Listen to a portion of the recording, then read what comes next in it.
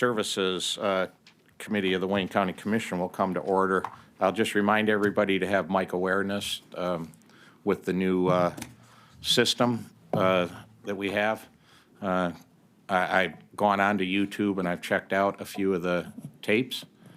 It seems to me when we had the old crappy cameras, you could hear everybody real well.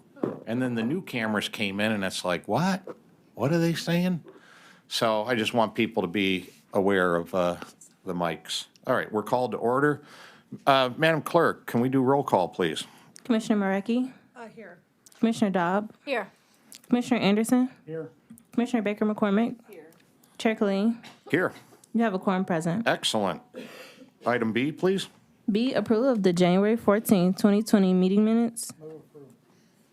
Support. And there is support. Is there any additions, changes, or corrections to the minutes? Hearing none, all in favor, please say aye. Aye. Aye. Opposed? All right, let's move on to item C, please. C, unfinished business. There is none. All righty, we'll go to D then, please. Item D1, under new business, requesting commission approval of a grant acceptance award with the Michigan Department of Health and Human Services. Ooh, money coming in. Well, we'll have the department join us. Do you mind going down in my office and get my, oh, I did hang them here. I was looking for them in my pocket. I used to do this in front of a classroom full of kids, right? I'm like, where the hell is my pen, right? And they're out in the class. It's behind your ear, Mr. Colleen. It's what gives high school freshmen thrills for the day.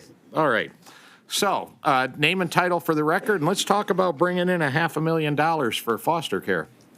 Good afternoon, Shanetta Coleman, Division Director for Juvenile Youth Services, For, the Department of Health, Human and Veteran Services. yes, we're trying to get, I didn't get the second one quite right. Now we're on a third name change, so I'm trying to, it'll take me another couple of months. And who else do we have joining us here today? Cecily Hoagland.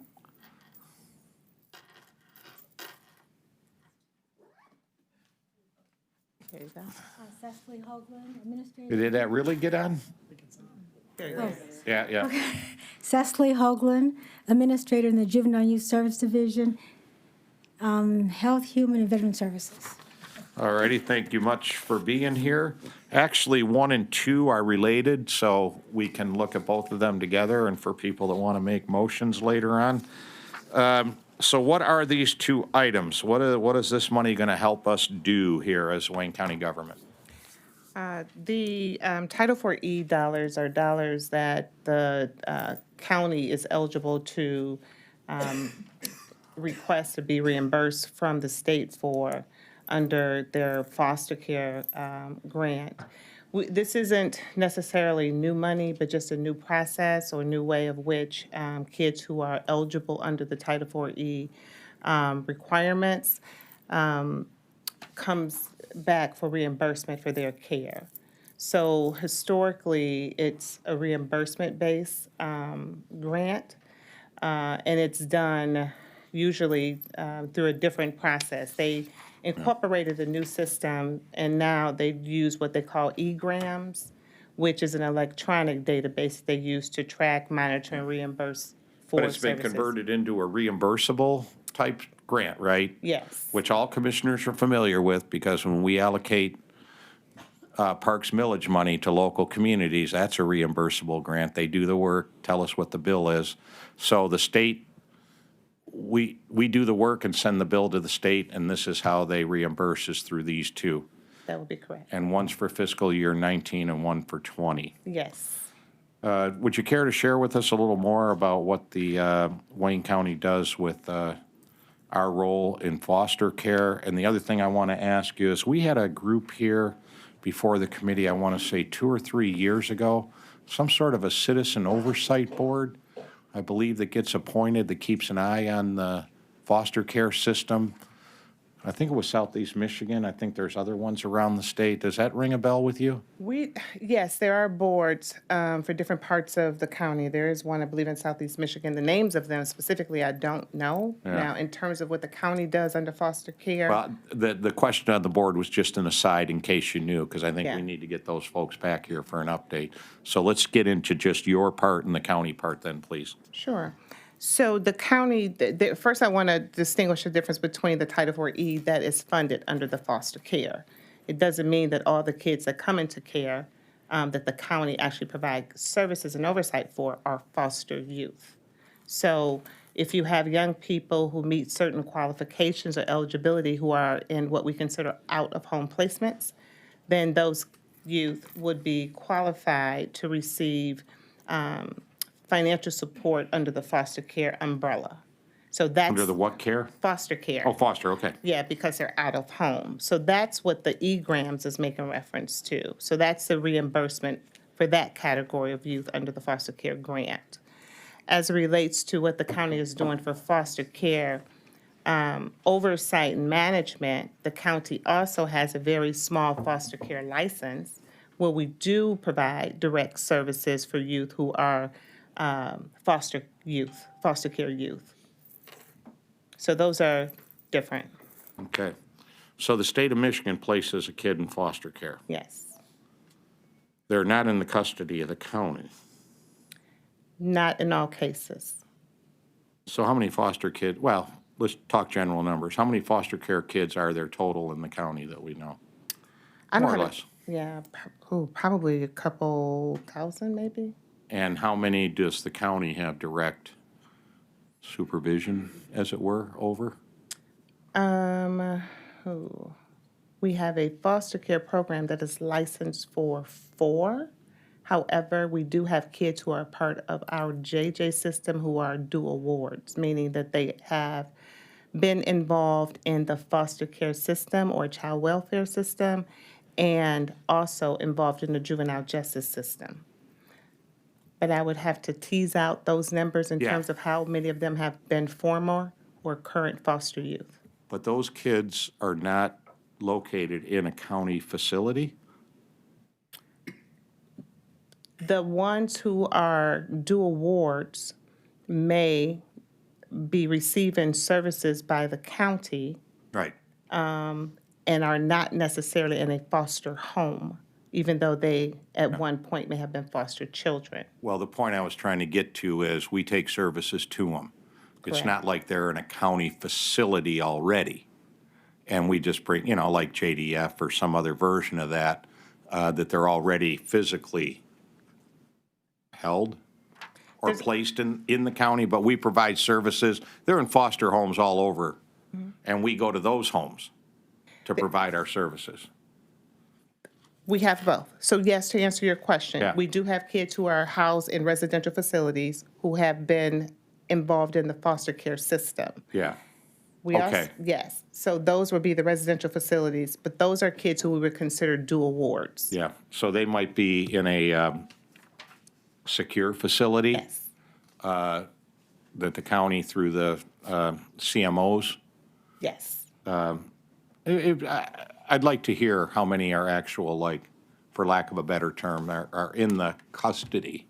I know that's not the proper term of the county, as opposed to people that are out there. Just how many we're directly responsible for. Sure, we can get you that. Okay. Anything else that you would like to say about this today? No, just to share with the, with this body that it's just a system change in terms of how information is reported Yeah.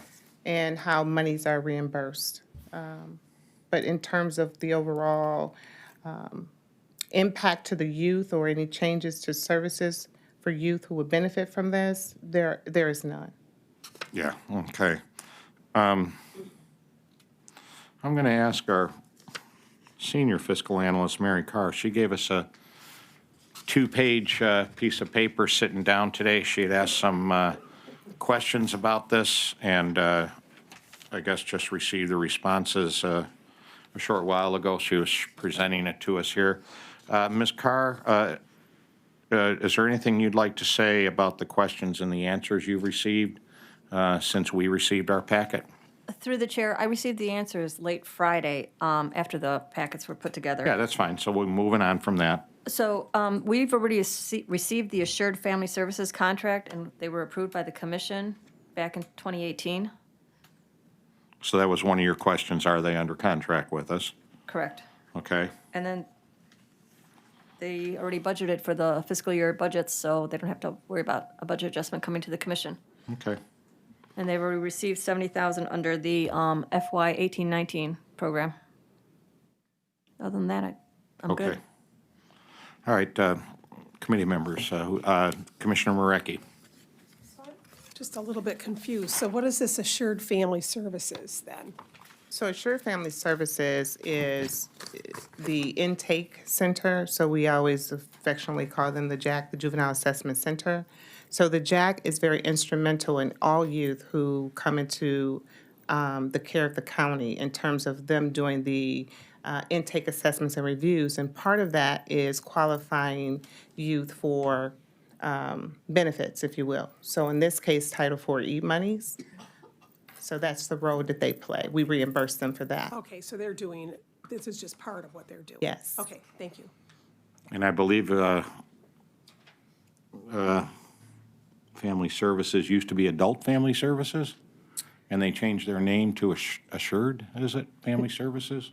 They were formerly called the Juvenile Assessment Center. Oh, that's right, they were formerly the JAC. Yes, and And I then knew I they had to changed. change one of my acronyms Yeah. that they had changed there, so yeah. So they perform all the intake stuff for us. Yes, sir. Okay, straighten me out. Commissioner Marecki, anything else on No, that? I'm set. Any other commissioner have, Commissioner Anderson, please. I was only, if there's no other questions, going to make a motion to approve items 1 and 2. I think they're both the same. Well, it's just, yeah, they're same except two different fiscal years, yeah. Okay, and their support. We can still have discussion after you move, you don't have to wait. So we have a motion and supported on the floor. Are there additional questions from Commissioner on these two items? Hearing none, all in favor of the motion, please say aye. Aye. Opposed? Are there any abstentions? All righty, thank you very much, you guys. Thank you. Not to mention all the work that you do every day for the citizens of this county. Madam Clerk, what do we got? E, such other matters as may be properly submitted before the committee. Does anybody have any other matters? Commissioner Anderson? Just, I guess, a follow-up question. I wanted to ask if there's anything, any feedback as far as, I'm sorry, Janetta, not you. Yeah. But Carol, I just want, if you wouldn't mind joining us, any information on what I'd ask you about. I think it was in December, about following up to see if there would been any information as far as those, the outreach to the hearing impaired, and what we were doing with the stickers or Right.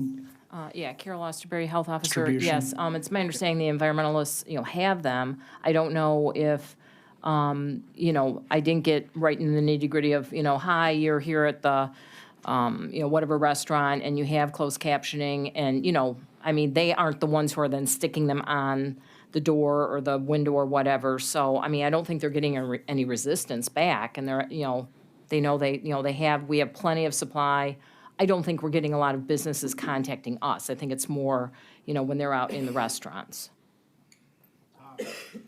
Yeah, if there was some way to get some type of a report on, what the penetration is there, if Yeah, there's- I'll see what they have. I don't think they've been, taking any sort of a tally as to, how many, but I'll follow back up with the managers to see if they've got any, kind of glean on, but I didn't get anything back saying, oh, yeah, nobody wants them, no, it was that businesses were receptive. I just don't know, I know how many restaurant inspections they do, but I don't think they're really counting. Right, yeah, I haven't seen any out, and that's, we're trying to, Right, which I did bring that up to the staff, or the managers, and, I'll let you know that, but it might just be where a business owner, oh, yeah, I got this, and they get busy. We all know, that moment, so I'll follow back up. all right, thank you. You're welcome. You're welcome, Commissioner. Any other some such matters? Hearing none, we'll roll the agenda. Madam Clerk, F, public comments. it's your cue. Yep, come on up, give us your name for the record, please, and you got a couple of minutes to address the committee. Of course, you're a pro at public comment. We can't get into a back and forth discussion.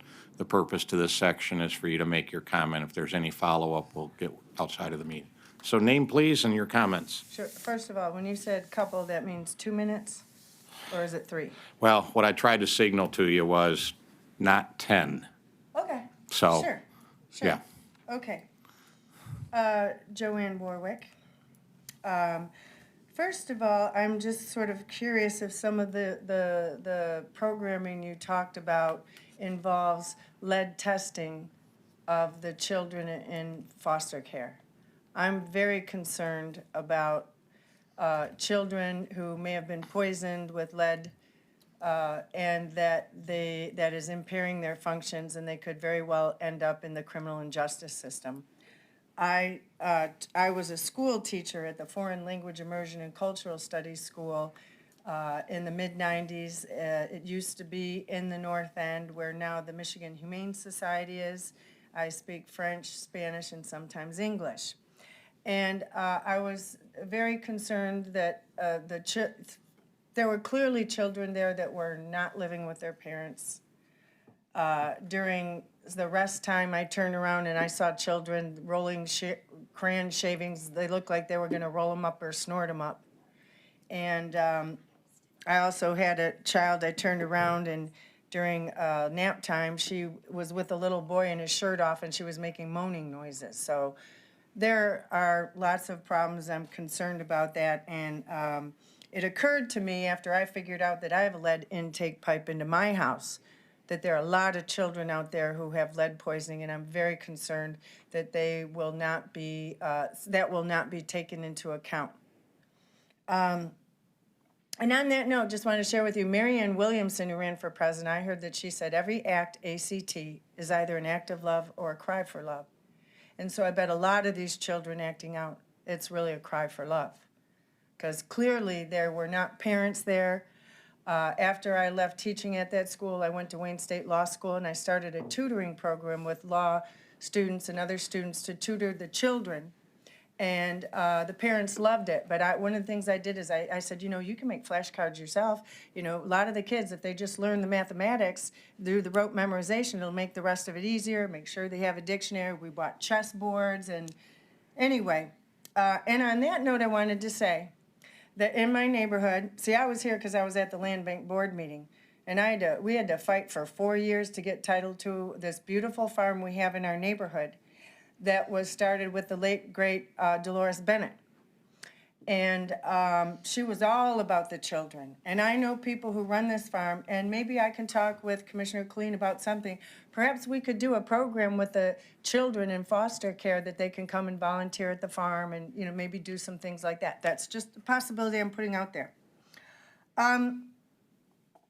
The other thing that I wanted to say is I hope you're all aware of the overtaxation problem in the city. I'm very concerned the city is about to blow.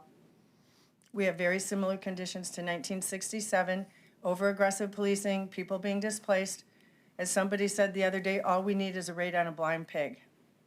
So if you're not aware, some people organized a meeting at the Considine Center this past Thursday, and they set up chairs for 500 people. Over 1,000 people showed up.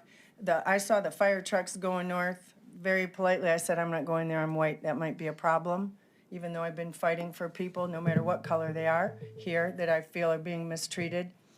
And I saw fire trucks heading up the street. I'm like, uh-oh, there's trouble. Well, the good news, there wasn't any trouble, but they shut the street down because so many people were trying to get in there. So very politely, the Detroit Land Bank Authority has assets that they must know were wrongfully foreclosed upon. There's an agenda, they transferred a property to the city so they could give it to somebody to settle a possible claim. Well, I read the agenda, I know what the possible claim was. Somebody in my neighborhood, their house was wrongfully demolished, and so they asked for another property. So if the city and the land bank can do that, then they can come up with some solution. And I would urge you to use your political clout, maybe you know, your powers don't allow you to tell them what to do, but you can certainly ask them to be part of a solution. The last thing that I want to say, and I thank you for your patience here, is since some of the people that Kim Worthy prosecutes end up at the Detroit Detention Center, I'm very concerned about what happens there. I got slammed down by a cop this summer, but he didn't show up at trial the other day, so the charges got dismissed.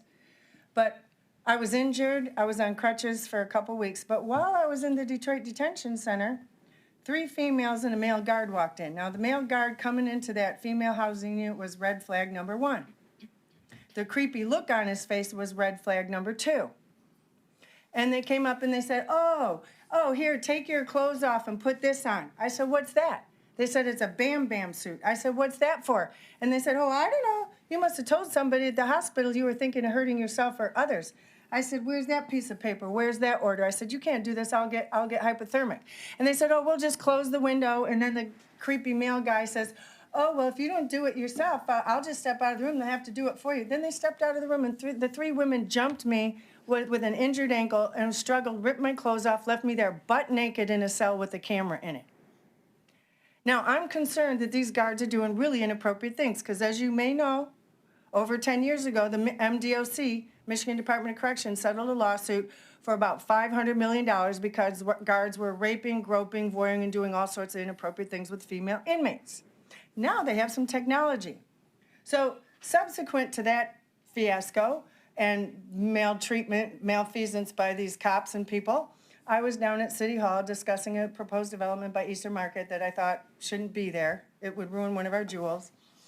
And the city council hearing was over. I was talking to the city planner, and one of the executive protection unit guards says, get away from the table. I said, the hearing's over.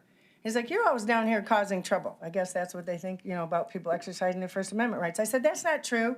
And he's giving me a hard time. And I said, you know what, you people? Goes, what, you black people? I said, no, you people with a badge. And then he said, I saw the video. So what video did he see? So I'm telling this because I'm very concerned that people are misusing technology in there. I think they're making strip videos. And I'm concerned about some of the police because the cop that threw me down, slammed me down, claims his camera malfunctioned. Yeah, right. Looks like he just didn't turn it on. He was wearing it on his belt, not his chest. I think they're making boob videos. So I'm going to wrap on this. I looked it up myself. My state reps wouldn't help, but hopefully they're going to stand up. They violated Michigan Department of Correction Policy 04.06.115, suicidal and self-injurious behavior. Before they try and put someone in a Bam Bam suit, so I couldn't Sandra Bland myself, and I don't believe for 1 second that Sandra Bland committed suicide, they're supposed to have a competent mental health professional come in and talk to me. Now, yes, I'm suffering from depression, and I won't keep you here to explain why, but I'm not suicidal. So that was completely inappropriate. And so far, Detroit City Council doesn't want to do anything about it, but I hope that you have the concern of the people they may be abusing and that you may express some concern about what's going on and make sure that this doesn't happen to anybody else and that you have a competent mental health professional in there. We need them in the schools. We need them all over the place, and I realize there's a shortage. And so whatever we can do to encourage more people in that field would be great. But this improper behavior at the MDOC, Detroit Detention Center, and the MDOC runs the housing unit of the Detroit Detention Center thanks to Kevin Orr. That needs to stop. And of course, they're not going to admit they're passing around a strip video. And thank you. Thank you very much for your comments, and I think, Mr. Rainwater, I think it would be appropriate to say that Dolores Bennett, former Wayne County Commissioner, is a legendary figure for people that may not know her. Is there anybody else who would like to address the Health and Human Services Committee? Any member of the public? Any member of the public? Hearing none, what's the pleasure of the committee?